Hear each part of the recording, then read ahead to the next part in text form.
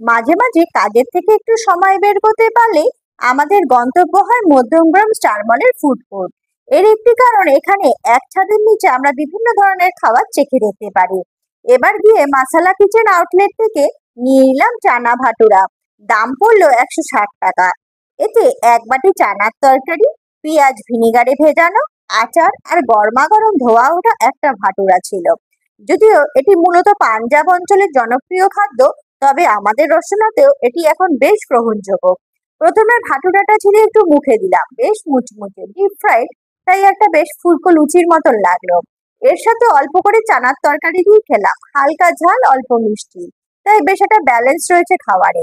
একবার এখানে এসে এই ডিশটি ট্রাই করতে পারেন, মন্দ লাগবে না। আর পারেন আমাদের চ্যানেলটিকে সাবস্ক্রাইব করে পাশে থাকা বেল আইকনে ক্লিক করে দিতে। এরপর নিলাম একটি regular new York village pizza coffee world outlet থেকে।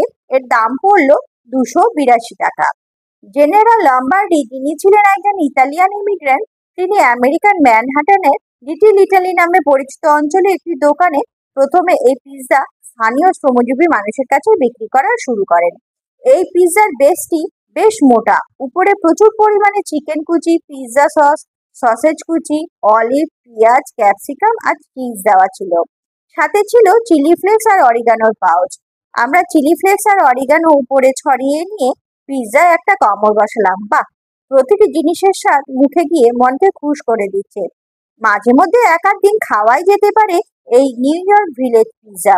যদিও দামটা আমার কাছে একটু বেশি মনে হলো, তবে এক আধ দিন খাওয়া যেতেই পারে।